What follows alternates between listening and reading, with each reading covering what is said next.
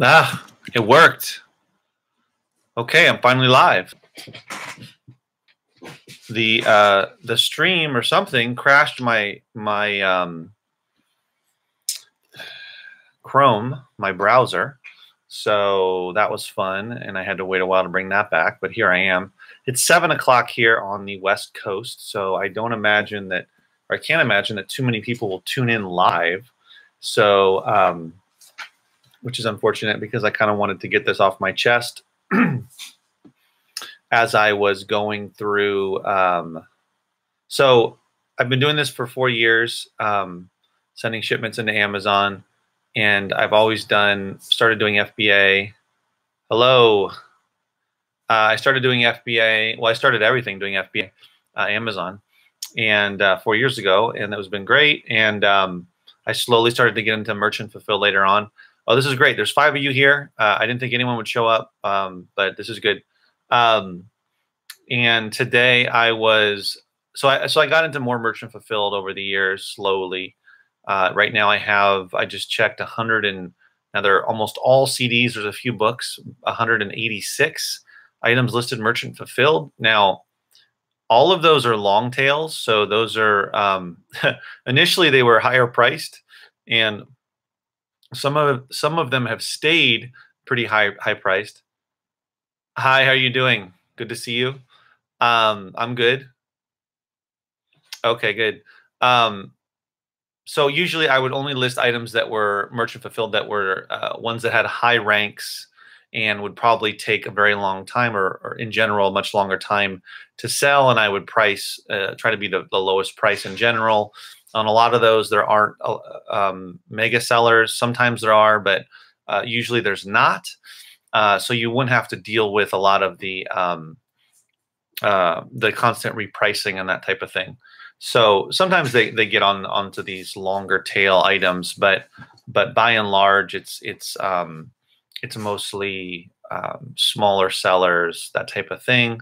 So anyway, so most of them, so merchant fulfilled for me over the last couple of years has been like a slow sales type of deal. It comes once in a while. Sometimes I'll go weeks. Sometimes I'll go more than a month without a merchant fulfilled sale. And that's largely due to me not really adding. I haven't added any new items for sale merchant fulfilled in months, probably before summer. So that's one of the big reasons. I did do a big repricing of everything merchant fulfilled a few weeks ago. And since then, I've probably sold at least half a dozen, maybe more, closer, maybe like 8 or so, but under 10. So I didn't have a huge wave of sales from all that repricing, which just goes to show that while repricing helps, if you have mostly, for my example, higher ranked, slow moving stuff, even if you reprice, aggressively, if there's not very many other offers and you drop your price a decent amount or significant amount, because there's so little interest, or there's not a steady demand for it, enough of a steady demand that it doesn't mean that you're going to sell a bunch of those. Good question. I was going to get to that. So Kofi's asking me about my shipment, which was, I think, my last video, one of my last videos. So no, they did not finally receive it. It was checked in on October 4th, delivered on the 2nd, and checked in 2 days later on October the 4th. I actually called today and spoke to somebody, and it's still just sitting there. 0 items received. It's 188 items, most of them CDs and a few books. So that's a lot of potential profit just sitting somewhere in their warehouse, or somebody's decided not to open it, or opened it and, I don't know, hit the box, or I don't know what's going on, or they lost it, or they damaged it, or I don't know. So the woman told me that I had to wait. I guess there's a tab for, the shipment item, seeing the tracking and the contents of the shipment, and then reconcile. And under reconcile, it says I can open an investigation starting on the 26th. So, Friday? So in 3 days. and this is after 21 days since the box was delivered, and what is that, 19 days since it was checked in. So I'm just gonna have to wait, I guess. There was another shipment I had of 13 items that they never received. So the woman submitted, I don't know, some sort of case or something about it to investigate it. But I'll see in the next couple of days if I have the opportunity, or if it offers me the chance to reconcile, to open an investigation. So anyway, so that also triggered me to think about, you know, the issues with FBA, the challenges with it versus merchant fulfilled. Oh, 529 books. That's way worse than mine. So I feel your pain. It's so frustrating because I sent, you know, I sent in what I thought would be a huge shipment, which was over 300 items, and then half of them have not been checked in. So I got a nice hi Barb, how you doing? Howdy. Glad you're here. I guess if I make videos later in the evening, more people show up, which is cool. But unfortunately, I can't make them with any consistency at this time. That's why I usually make them earlier. But anyway, so yeah, you know, that got me thinking the issue. Now, over the years, I actually have not had this issue before with them receiving a box or checking it in and then not immediately or within a few days or so receiving everything and having everything go live. I haven't had the issue, so it's strange that it's come out of nowhere. But it's made me think more about, excuse me, merchant fulfilled versus FBA. So I mean, we all know the benefits of FBA, and I know why so many people do it. And there's people that may watch this video who will just say, yeah, I'm 100% FBA because I don't want to deal with shipping and buying shipping materials and having to sit and ship things versus spending that time sourcing, repricing, et cetera, doing other things, which I get, and that's fine. One second.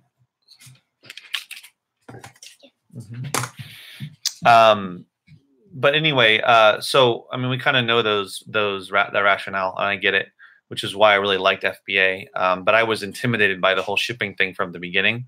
But now that I've done eBay for a year and a half, shipping is not that big a deal, especially considering how eBay and Amazon are everything's so integrated, and you can just quickly create a label and whatnot. It's not that big of a deal. But anyway, so after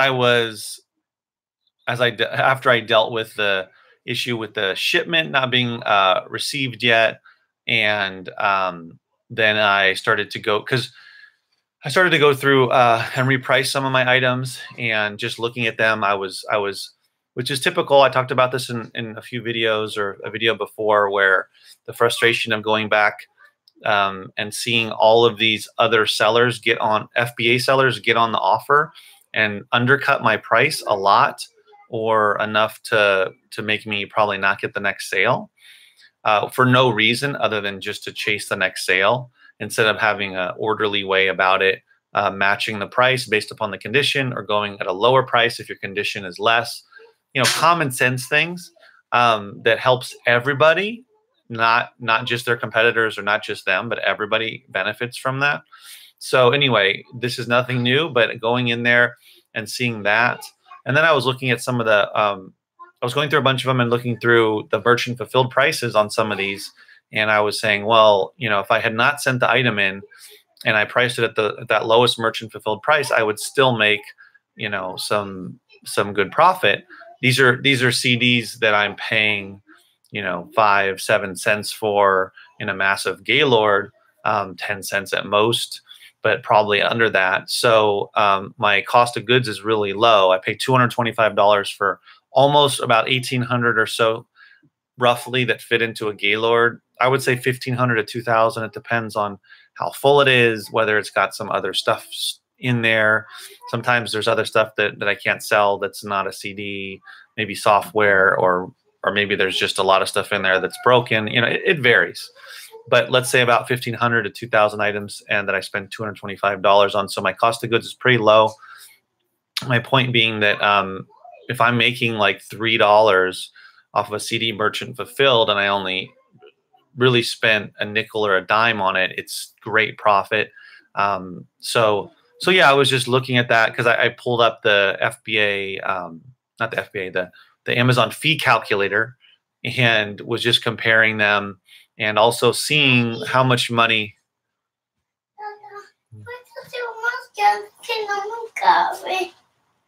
¿Qué quieres que haga? ¿Se acuerda? Yeah.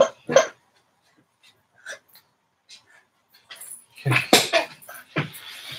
Crisis averted. So I love being interrupted. Oh, right. So then I started figuring out how much an item would have to be, or how should I say this?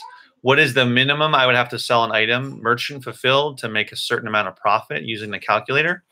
So I figured that, or I calculated that to make, because I want to make at least, I would like to make at least, stay away from $1 profit, make at least $2 and up. And I know $2 is not much, but again, if it's something that I get for a nickel or a dime, and I can put them in a stack, and then I can list them really quickly, and then they go live, then, you know, if I make $2 or more, it's profit. And I'm spending about 20 cents on, I don't have one here, on the envelopes, you know, the small envelopes that a CD fits into, a single or a double CD. You can actually fit 4 CDs in there. But anyway, spending about 20 cents each on those, buying them off of eBay. I'm sure I could find somewhere else even cheaper if I were to do the legwork on that, but that's not too bad either. So about 25 to 30 cents between cost of goods and materials. Of course, I know I'm using tape and paper and ink and all that, but basically, to make $2 profit, I would need to sell an item for merchant fulfilled for just under $8. So just call it right around $8 to make the, where did I put the rest of them? Oh, I don't have it. Okay. Well, anyway, and then it goes up, right? To make $3, it's like almost $9. I think it's a little over $9. This is including shipping. Without it, so without shipping, to make $2 or higher is about $3.30. So I'm going to start, you know, memorizing these or getting used to these numbers over time as I go through. Excuse me, as I go through the CDs and some books. Well, books are different because no, actually that's not true.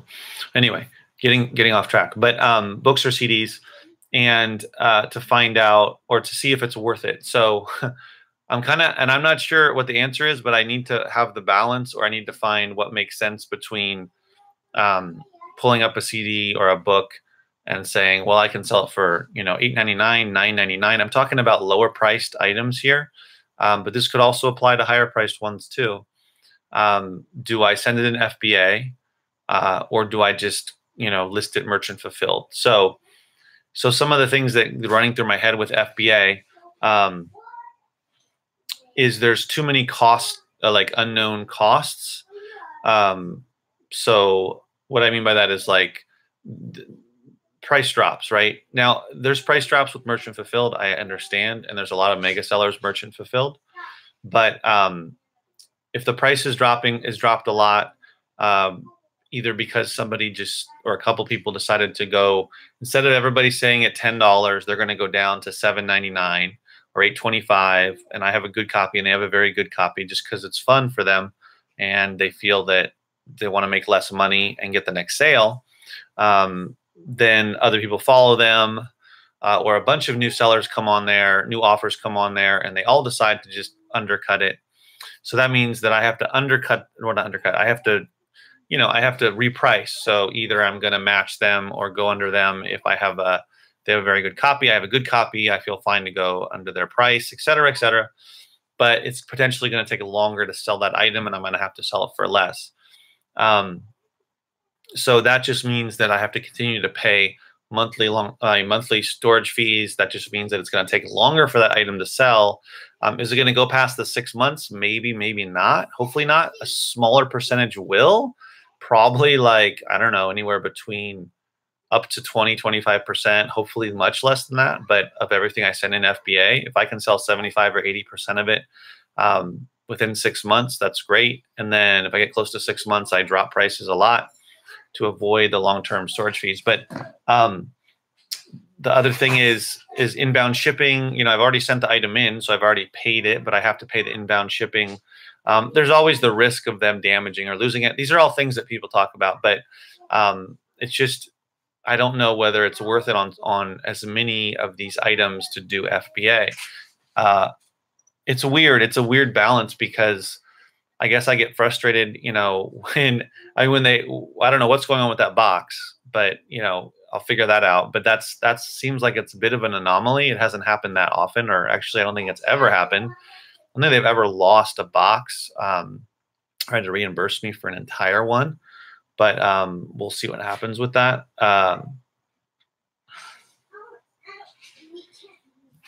Let's see. So those are some of the ideas that go through my head. So for merchant fulfilled, just looking at what I wrote down here. So there's definitely, with merchant fulfilled, going to face more of the repricing in terms of going against potentially some of the mega sellers or the sellers that have really aggressive repricing, where they're always going to be underpricing you by a penny or more. But even if that happens, there's no added cost for me. I mean, the items are going to sit on a shelf that I have either in my house, in my garage, or in my storage unit. Do I have to store more stuff? Yes, but I'm already doing that with eBay, and I'm already doing that with the almost 200 items I have for merchant fulfilled, and most of them are CDs. And I would probably have most of them be CDs unless I find some good books. I don't mind listing books as well, but at any rate, so there's no added expense. They just sit on my shelf.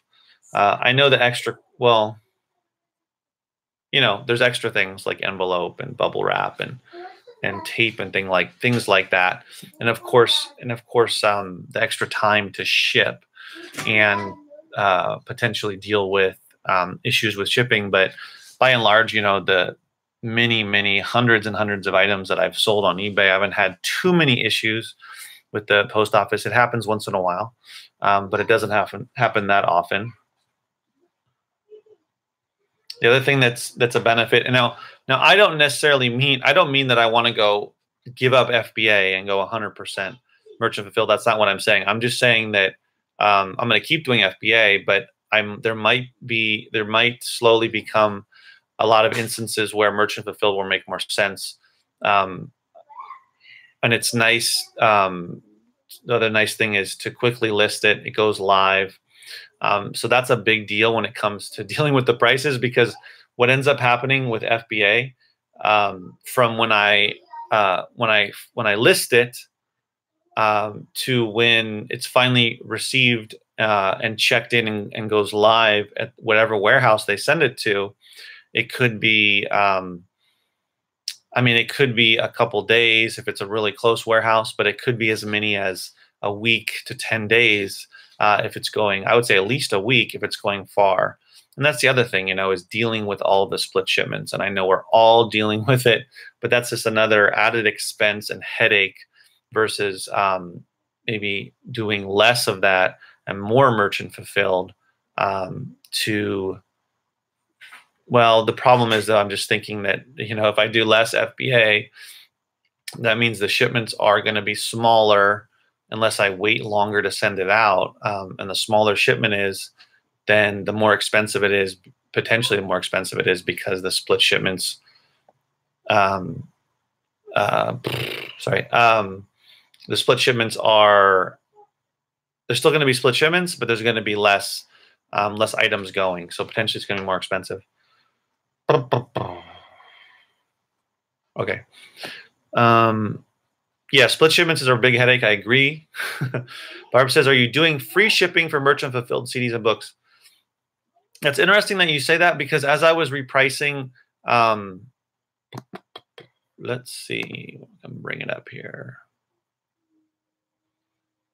as I was repricing merchant fulfilled, I noticed that next to some of them, and you guys, let's see, merchant, there was this thing that, here it is. Next to the fee preview, it says discount available.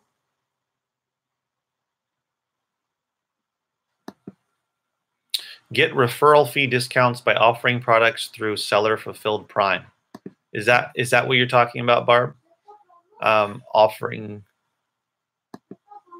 this product is eligible for a limited time referral fee discount whenever it sells to a customer through seller fulfilled Prime in your Prime region. Okay, if you haven't already, signed up for seller fulfilled Prime. Referral fee discount 60% off. Okay, is that what you're talking about? Because I'm not. I'd have to call them and figure out what all that means. Seller fulfilled Prime. That just means that I promise to get it there within 2 days, I guess. Does that mean that I have to spend more money on shipping, or can I just that I cannot do media mail? Then I have to do what, first class or something?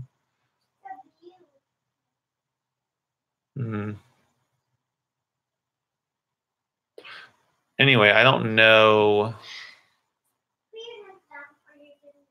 No, I'm not doing free shipping, to answer your question.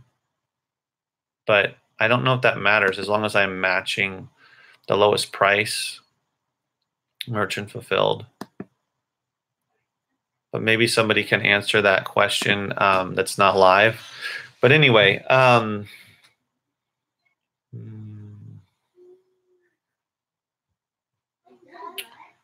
yeah, so, getting more.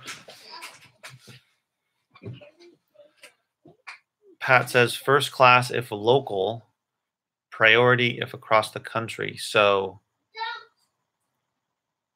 yeah, if I don't sell too many books because I don't have many listed, but yes, I do media mail. So priority for a CD, I don't know how much more that would be because it's $2.66 for media mail. Yeah, I don't know how that would work to make enough money, or to make sure that it's not cutting too much into the profit. I guess it depends on how much the item's selling for. But anyway, as you can tell, I haven't looked into all the details of doing more merchant fulfilled, but just I like. It's funny. Maybe it's because I've been doing so much eBay. I like the idea of keeping the stuff and not shipping it out. But I get the logistical headache. Not headache. It's not a headache for me, but the logistical difficulty of having to ship a lot more stuff is you just have to spend the time doing it. And if you don't have an efficient way to do it,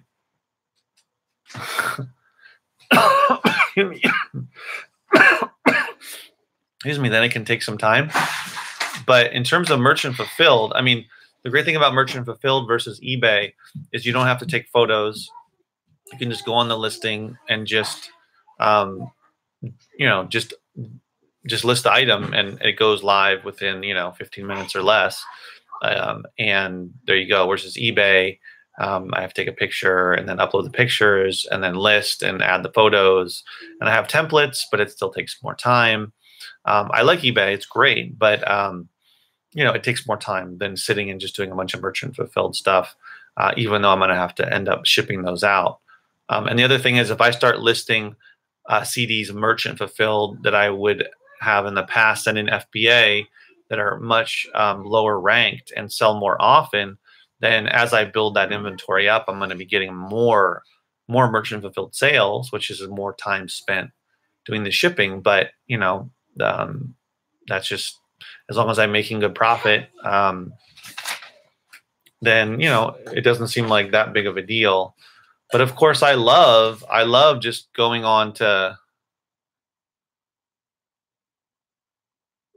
I love going onto my account, my Amazon account, and just checking to see the FBA sales, and not having to deal with the shipping. It's great, and I don't want to stop doing that. And there's a lot of items that make more sense, that like higher priced textbooks and school books and even longer tail, higher price stuff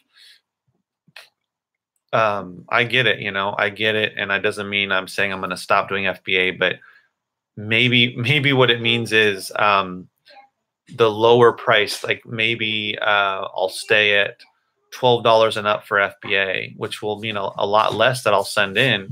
But that stuff that's lower, as long as the merchant fulfilled price is not gone down dramatically, if it's gone down to less than like $3.30 or so, hi Charlotte, then it's not going to make sense. I'm just going to do it FBA. This would be for an item that I would be scanning and I would say, oh, that's good for FBA. Let me look at the merchant fulfilled real quick because I can see it on my scanner, on my scanning app on FBA scan. Oh no, the price is too low, merchant fulfilled, so I'm going to do FBA because it makes sense for FBA. But if it's under, let's say, $12, and then I see, oh, well, look, I can sell it for, the lowest MF price is $4. I mean, I'm saying this is before shipping. $4, $4.50, $5 or higher. And it's one that I feel, well, there's not enough profit there for me to do FBA because, like I said, split shipments, inbound shipping cost, other people going on the listing, the offer, and driving down the price, and long-term storage fees, et cetera, et cetera. Then it might be worth it for me to do merchant fulfilled. Teresa.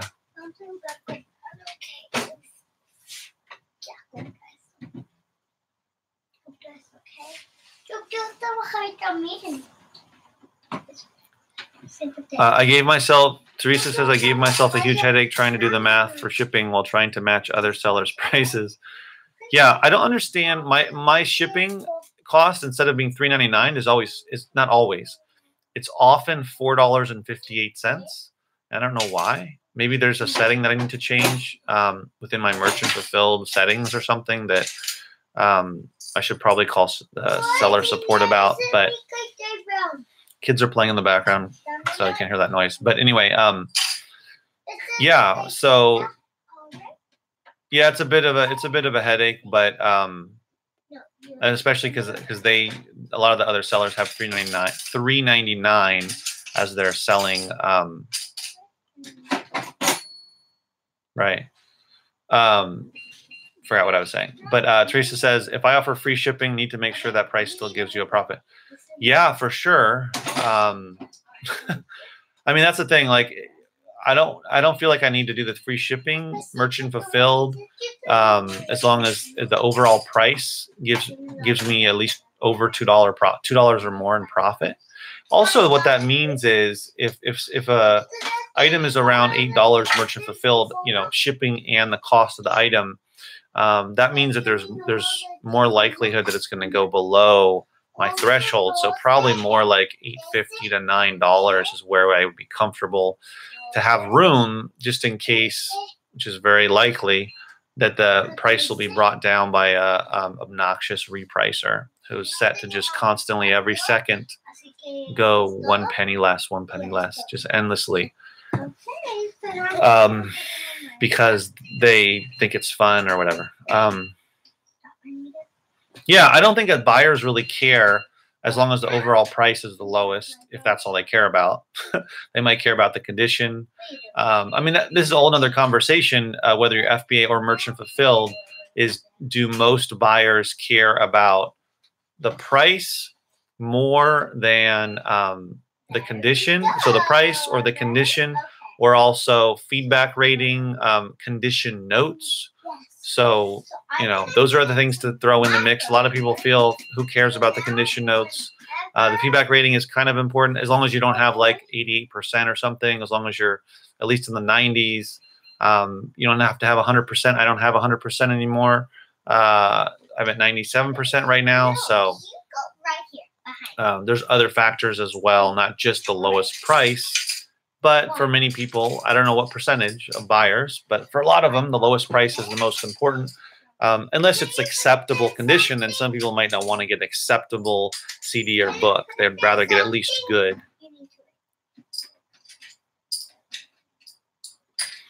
I agree, Teresa. The repricers, I said this in another video, and somebody said, emphatically agreed, is that I feel that Amazon should ban repricers. Good question, JD. I don't know, but I don't think I'm going to do the free shipping anyway, so I won't find out. Maybe. I'm not sure. I don't see a reason to offer free shipping as long as I don't go below, my threshold. Let's say $8 or so, so I can at least make a couple bucks off the item, the CD, let's say. But yeah, repricers are. I feel like they're the scourge of Amazon because there's too many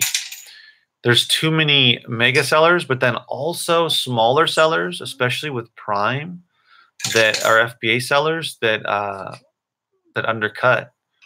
But anyway, regardless, I mean, there's big, huge sellers that all they want to do, it doesn't matter how low they go, and you know who they are. When it comes to CDs, there's certain ones that they just always price under a penny, and then two of them get into a battle. So the CD goes from $5 down to 99 cents and then down to a penny. And, they're making a little bit of money off of shipping, but no one else is going to make any money. But all they want is that next sale. But they've got tens of thousands, if not more, in inventory in their warehouses. So they're doing such volume, selling hundreds, if not more, a day, and getting huge shipping discounts. So they don't mind going down to a penny for a CD. We used to have penny books. We no longer really have penny books. Now the lowest is roughly about $5.99, around $6 in general. It used to be a penny, though. I mean, you guys probably remember that. I remember I used to buy books for a penny and then pay shipping and $4 a book, basically. So that went up, though, because of, the fees.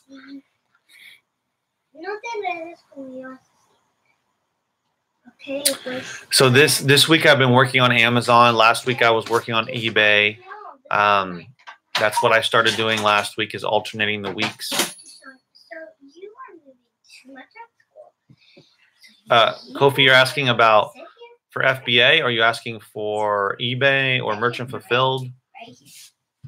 For shipping my items into Amazon for FBA, I use FedEx. And they've so far been good, except for this one shipment appears to something has never been received by Amazon. So something might have gone wrong with that one. Oh, the shipment's delayed with FedEx. Yeah. So they've received it. I mean, it was delivered to the warehouse, and on October 4th, it was checked in. So Amazon checked it in. So somebody there scanned it, checked in, and then I don't know what they did with the box after that. Misplaced it, lost it, threw it in the trash, put it in the pile of other boxes that they don't want to get to, opened it, and then forgot about it. I mean, I don't know.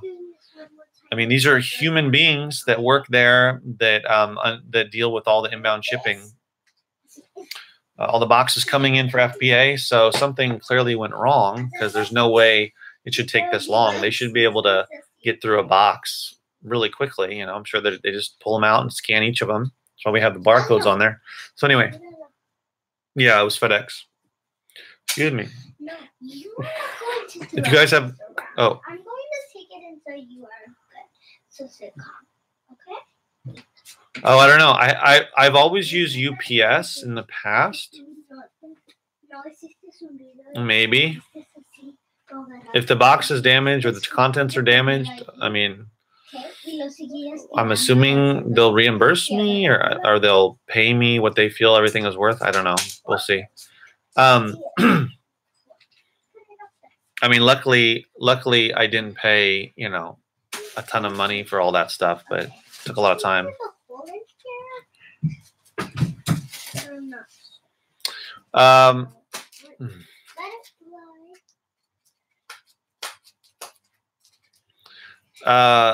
So have you verified if the items in that lost box are active?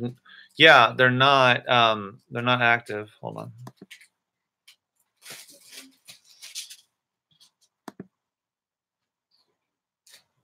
So if I go over to, where is it? So next to that one, it says checked in. And this is, by the way, the warehouse is CMH1, which is Etna, Ohio. So on October 2nd, Patascala, Ohio. It was delivered. That's not Aetna. I don't know if that matters. Yeah. So shipment contents. It says shipped. All of them are shipped, but none were received. Clip your clip down, okay? And also, my total count would have gone up. Oops. So 188 and 0.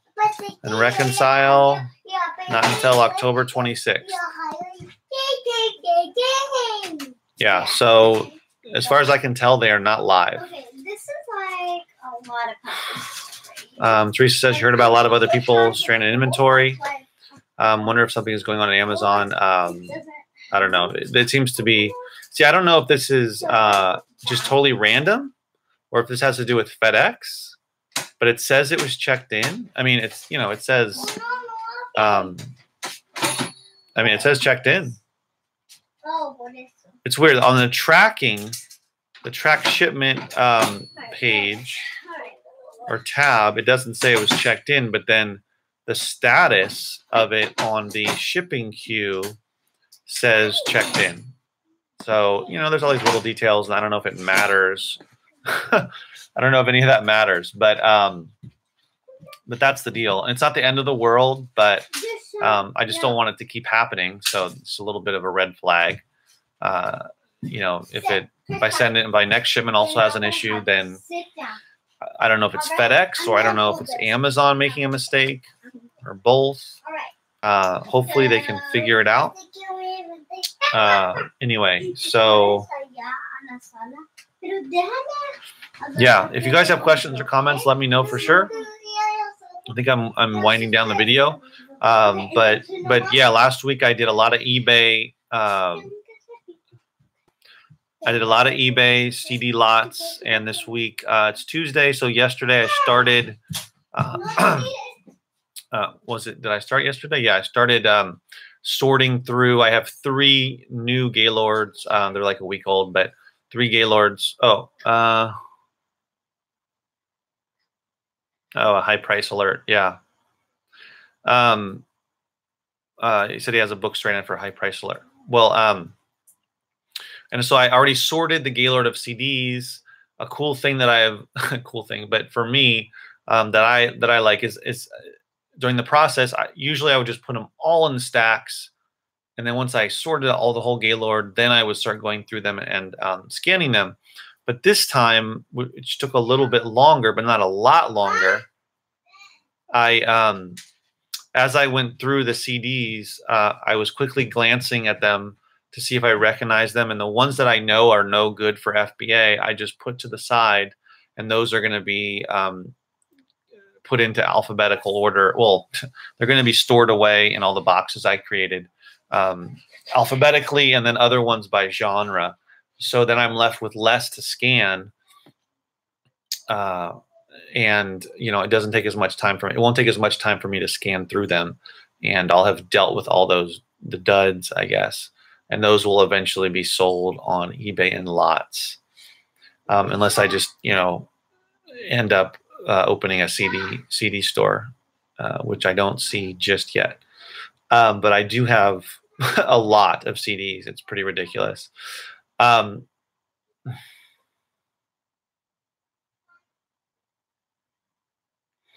Teresa asked, do I cross list on eBay and then on Amazon Merchant Fulfilled? I do not currently do that.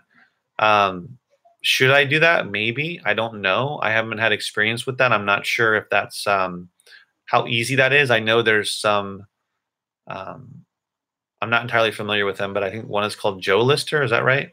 There's a few software, some software out there that you can use to cross list. I don't know how smooth or easy it is to deal with deleting it from one or the other. So if it sells on eBay, then does the software automatically delete it from Amazon and vice versa?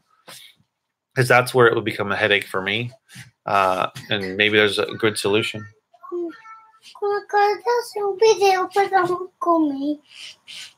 ¿Ya comiste? Okay, but Charlotte said, I came in late. Are you still looking at a warehouse? yeah, in the future, I mean, am I considering considering a warehouse? Yes. Diego? No. Am I consider? Oh, yeah. What? Um, Permission. Sorry, I'm gonna have to end it soon because the kids are really distracting me. Probably distracting you too. Am I still considering a warehouse? Yes. So my idea has been to get a warehouse, possibly February or March after Q4 and January. So November, December, and January, and the first couple weeks of February should be really good. Well, let me put it this way. For CDs, November, December, especially in January, should be excellent. For books, they will go up a little bit, and then in January, should sell a lot of books because of back to school, and into February. CDs will continue to go along. Oh, yeah, thanks, Teresa. And anyway, if you've been doing this for a while, you already know this. If you haven't, then you're learning, I guess, right now. But what do you call it? So I'm thinking about when after I've made a decent amount of money, that I'll be comfortable to be able to move in. So we'll see how Q4 goes between Amazon and eBay, which is why I'm trying to do as much as I can. But something else that I've been doing. So I started so yes, I would like to get a warehouse. So I talked about this in another video, if you're still here, Charlotte, where the cost, right? It's relatively inexpensive near my house, near where I live, to get a 1,000-square-foot warehouse that has a bathroom and has an office and a roll-up door, so I can get the Gaylords in for around $1,100 or so dollars. So it's almost $1 a square foot, which is not bad. And then sorry, I'm losing my train. Okay, so that's not bad, right? But then you have to, in order to move in, you've got to not just pay the first month's rent. You got to do a deposit, which is essentially the same cost of the first month's rent. So that's about $2+ grand, 2,200 or so. There's other monthly expenses. I got to get internet. I got to pay for the utilities. They require some sort of insurance. So, oh yeah. The storage unit is way cheaper. The storage unit right now, 10 by 29 feet. Okay. Is 380 something dollars. But the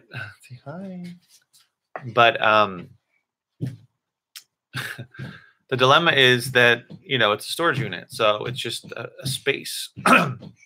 It's not an address. Yeah, there's no bathroom. I don't necessarily need the separate office. It's nice, but a big open space, I could just have like a desk in the corner. But the bathroom's huge. Having my own address is big. Can put my business name outside, but also I have a place people can send me mail, like whatever I'm doing. I mean, I have a location. I can say, oh, you want to come pick up books here, pick up CDs. You want to, come to this location versus come to my storage unit, but I've got to make sure to open up the front gate, and then you got to follow me in, and blah, blah, blah, blah, and all that stuff. So yeah, it's 3 times roughly more expensive a month. But it's 1,000 square feet. It's much larger. I mean, there's a bigger storage space in the storage facility that I use that is, I think, close to $500 a month, but it's much bigger and it's really tall. It's more for somebody like who wants to store a ton of stuff with really high racks or really high shelves, or to park like a big truck in there, or vehicle or something. So it's really weighing, if I want to keep, how big is your storage unit? $45 a month. because mine is 10 by 29, and then it's pretty high. I don't know how high exactly, but it's pretty high. So yeah, and 10 by 20. Yeah, so that's smaller, but still, I mean, I had a much smaller unit initially, and it was like $100 and something. Not even as big as that. Yeah, for sure. There's a different cost for things here. Oh, good question. So how long of a lease are the warehouse is that warehouse looking for? So that one is a year minimum, which I don't think is bad. I've looked up other ones that have like 2 and 3 year minimums, and that's just scares me. That's way too long. A year it's a good amount. I mean, it's a good amount of time. I'm on the hook for, paying over $12,000 in rent. I have to pay it, so I can't leave. So, yeah, so you got to get a lease, at least a year. So probably my estimate would be that my monthly cost would be like with everything. So the lease, insurance, internet, other utilities, that type of thing. I mean, to overestimate, I would say like 1,400, maybe more, but that would be probably what I would feel that it would cost. So you're right. The growth potential in the warehouse is maybe worth the cost. So the idea for me for a warehouse, because I have this idea I'm scared, day one, now I have the warehouse. Now what? How has anything changed in my business? So now I have all this space, the roll-up door, the bathroom, the office. Oh, the other thing is that the storage unit does not have electricity. You cannot plug anything in. So that's the other thing. You have plugs, electricity. You can have a fan, you can have a microwave, you can have a refrigerator, your printer, internet.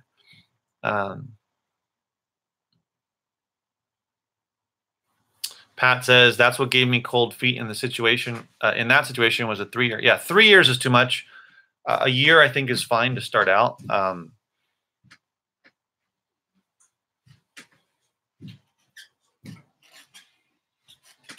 The rent on the storage unit pays the utilities on your storage unit.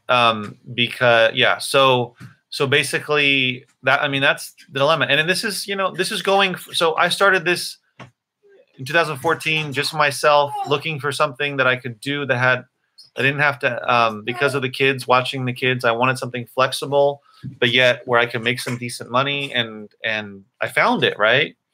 I was sourcing a couple days a week, sending out consistent shipments, blah, blah, blah, by myself. But then as I got more and more into it, and I wanted to try to make more money, and then I stumbled upon buying CDs in bulk a couple years ago, and then now I'm entirely bulk, and I have access to so much. Do I have to grow bigger? No. Do I want to? Yes. Is it scary to grow bigger because then I have to get a warehouse and have more expenses and then hire people? Yes, yes, and yes.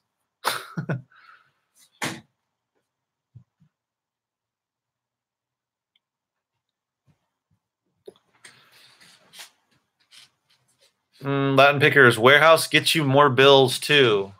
Yeah, that's what I mean, that it's going to be, all the bills are going to be like $1,400-1,500 a month. I mean, everything all told should be around there, which again is not too bad, but I have to make more money. I mean, I have to basically immediately start making more money for it to be worth it. Robert says, I pay for most of my warehouse costs with LTL savings, inbound shipping to FBA. Oh, right. So you send in pallets, right? Instead of one box at a time type of a deal. Robert, if you don't mind, how much, because I know you said you have 1,500 square feet. How much are you paying for that, if you don't mind? And do you have a lease? I mean, do you have like a 1 or 2 or 3 year lease? Yeah, I mean, so it's a little frightening. So that's why one of the other reasons why I started a Facebook page for Marshall Bookman, and I'm slowly building it up. Yeah, I agree. Try and build your inventory before getting a warehouse. Well, that's the thing. I mean, I agree. But the difficulty with where I am is doing it all by myself. Oh man, Robert. Wait, you have 1,500 square feet for $650 a month? And you have a loading dock? And there's no lease? Oh man. I don't even think that's possible here. I mean, unless like I knew, you know, I had a good friend who owned a warehouse and was like, here, I'll give you 1,000 square feet for $500 a month, no lease. Yeah. Did you look a long time for that, or did you find it immediately? Did it just, was it through your own personal network and somebody, you know, gave you a deal? But anyway, so that's why my idea is for the warehouse is that I want it to not just be for sorting books and CDs for FBA and Amazon and eBay, but I want to turn it into, took a few months, okay? I want to turn it into a location where I'm going to have sales. I'm going to have book sales, CD sales, DVD sales, etc. Put on a book sale once a month, and then hopefully ramp it up with the idea of heading towards a bookstore in the warehouse, and then.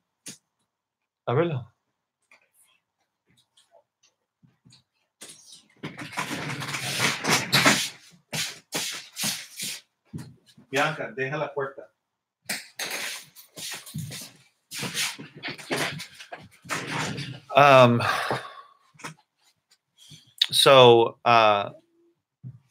Yeah, so that's why I started this Facebook page.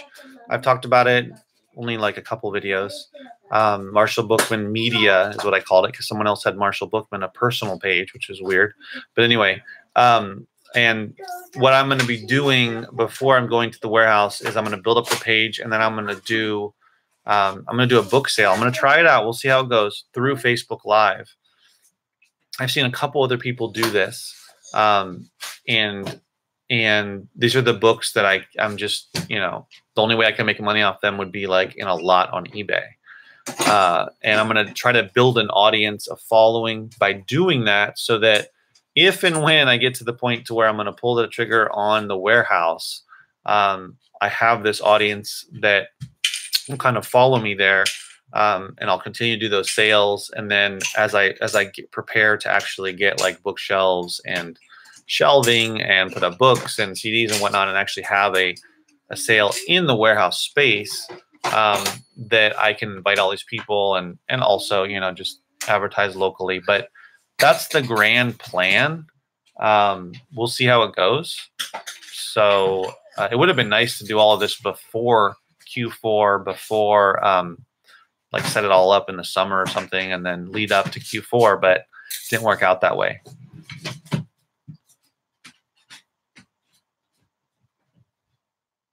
Oh, so Latin Pickers, you have a warehouse. Okay, where are you? Are you just doing Amazon, or do you do eBay as well? And are you doing just books, or do you do other stuff? It said you made your space so packed. Once a month is a good idea. Yeah, especially on the weekends. Yeah, what I'm thinking is, yeah, I mean, 1,000 square feet is not very big. So even, no.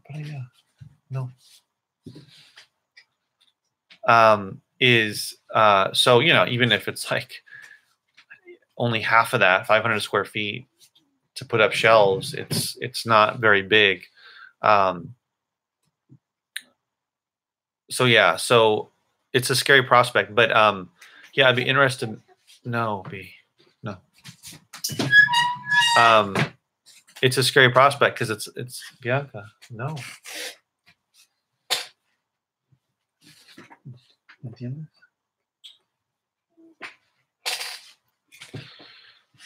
Okay, you just do books. So, well, then you know more about that than I do. And are you just doing, are you doing merchant fulfilled? A lot of merchant fulfilled as well, in addition to FBA? Excuse me. Because I feel like I've kind of gotten all over the place here. I'm not focused on one thing.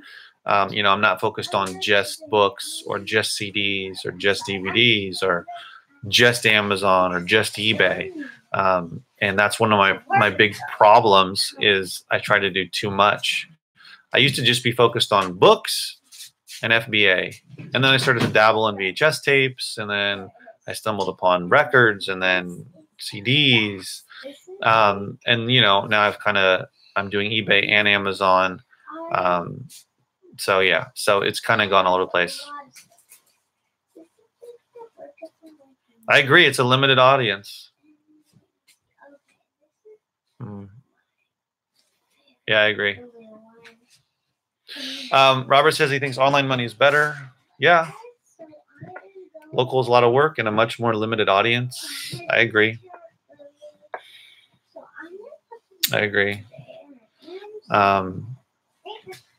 Yeah, you just got to be willing to recycle, throw away, whatever. Lots of books that people would buy, but that you can't really sell online unless you're doing a lot of like eBay lots, that type of thing. Yeah. I mean, trust me, I constantly doubt myself about the warehouse idea, the book sale idea. I'm like, is this a good idea? Should I just stick to Amazon and eBay and that's it? I don't know. I don't know what the answer is. I don't know what the answer is. I mean, I hear a lot of people talk about in general in business, focus on one thing, get really good at one thing. Don't scatter yourself all over the place. And I agree with that. And I have been focused for a while, but it's tough, sometimes you do try to do too many things.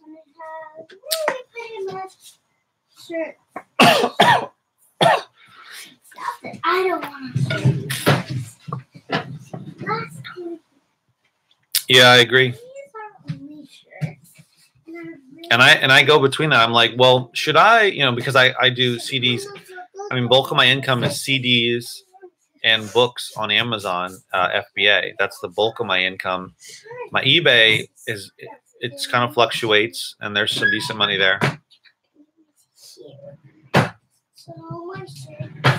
Yeah, it's a good, Pat. I mean, if you guys don't know Robert, I mean, I never met Robert, but from what I know, Robert has his own warehouse space and he goes through a ton of books, and his focus is FBA. And the stuff that doesn't sell good on FBA, as far as I understand it, he recycles and is hauled off. And I have the opportunity now to get stuff hauled off as well.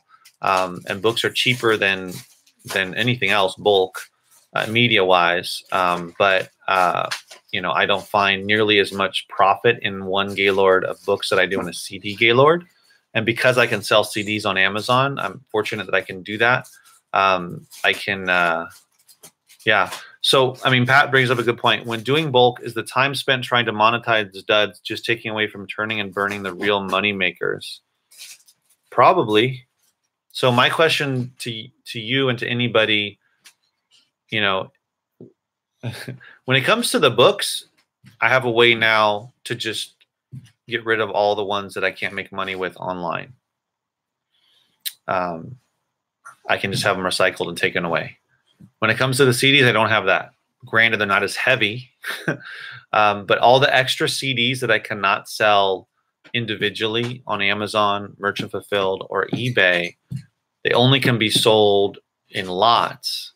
What do I do with those? Do I not waste the time? Do I not put in the time to sell them on eBay? Or, yeah. Robert says, I think so, especially if you can get more books. Yeah, I can get more books. I mean, I talked to the guy who I have the source. He said the source that I have, and he says he could get me a tractor trailer load. He says, yeah, you can pay in advance and don't pay for storage, and then we'll just deliver them, however many at a time, 10 at a time, 12 at a time, whatever. Yeah. I mean, I could totally try to only, I mean, that's the thing. Like, so I figured, I made a video about this, that out of a Gaylord of CDs that I spend $225 on, I can, on average, profit around $1,000. I mean, assuming all of them sell, which of course they all will not sell. I mean, just FBA. And then there's always good ones in there for eBay. And then individually, there's some great ones for eBay that I've gotten better at picking out. And then what's left is just duds, is basically ones that would only go for in lots on eBay. Yeah. You guys are both going to Bust Proof. Yeah, I'm debating about it. You guys bought your tickets, so what, $200? And I think that I know what he would say, what Greg would say if he were to meet me, and he'd say, you're all over the place. You're too scattered. Focus on one thing. Get really good at it. Make as much money as you can. Charlotte, Bust Proof is it's a live event. Well, it's like a company, but Greg Murphy, who I'm like promoting him now in my live stream, but he's a big bookseller on Amazon, and now he has a bookstore. Yeah, oh yeah, he has a big or he has a bookstore in Ohio, and no, it's fine. It's not a big deal. And he sells. He sold for like a long time, merchant fulfilled, and a little bit FBA, and he has a warehouse, a massive warehouse, and now has a bookstore, standalone bookstore. And he's the one that I've been following for a long time and thinking about imitating, so to speak. He's not the only one doing this, doing sales in their warehouse and then turning to opening a bookstore, but there's a few other people. But he puts on a live event, and that's where they talk about book selling, and I think it's 3 days long, and then you get to, they do it at like a wherever, hotel or convention center or whatever it is, and then everybody gets to go to the bookstore and the warehouse and everything, and spend a lot of time talking business and everything else. So, but it's in Ohio. So yeah. Anyway, I'm glad that there's 27 people. As many as 29 have showed up. This has been awesome. It's been an hour. I can't believe it. I gotta go. I gotta put the kids to bed.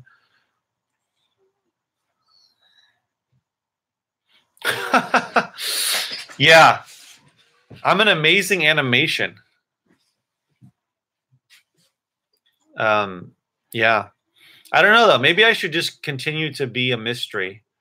Well, in so much as as not going to these things. Yeah, CGI is awesome. I've got great CGI. Any ideas on getting ungated on CDs? No, I don't. Unfortunately, can I buy them at Walmart and use them? I don't think you can. I don't think anyone's getting, or Amazon's letting anybody in. I mean, it's a good thing for myself and people that are able to sell CDs, because there's less competition. Whereas with books, there's so many more people. But you can try. Go for it.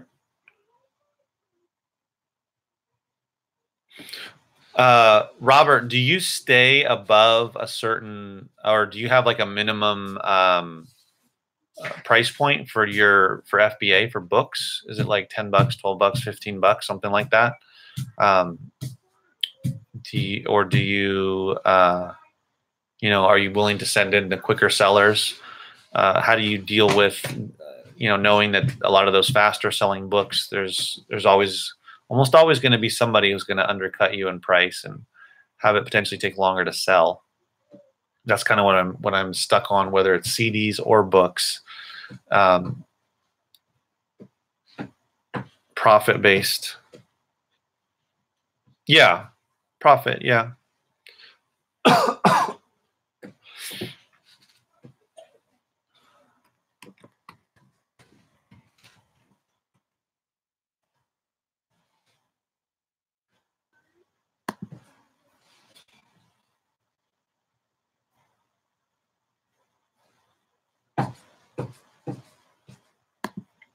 Sorry, guys, just checking something. Profit based, yeah. No, for sure. All right, I think I got to go, guys. I have an aggressive repricing system. Okay.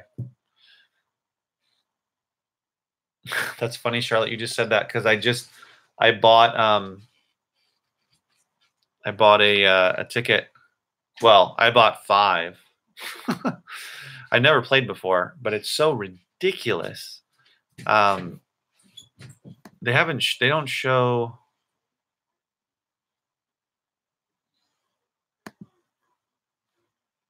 Anyway, no one cares. Yeah, they haven't shown the numbers yet. Anyway, we'll see. If I win the lot Mega Millions, though, I'll be sure and tell you guys. Okay. But then I could buy like a warehouse. I could buy a lot of warehouses. If I won the Mega Millions. But anyway. All right, guys. Well, thank you for tuning in. Okay, I'll have to look. It says they're not up here in California. Yeah, they're still not up. Anyway, it says the website's going to crash. So anyway, good luck to you guys that played that. But thanks for tuning in, guys. I appreciate everybody. So apparently the later I make this, the more people tune in, which is awesome. I just can't. Maybe I should make less live videos and do only 1 or 2 and do it like at 7 o'clock like I did tonight. Thank you, guys. Thanks for tuning in. Make sure and thumbs up the video. Subscribe if you're not subscribed. Please, if you're on Facebook, go to Marshall Bookman Media or just Marshall Bookman. It'll pop up. Please like the page. If you don't want to do it, I get it. But if you're a Facebook person, it's appreciated as I'm trying to grow that. Thank you, guys. I will talk to you later. Bye. And as always, keep booking.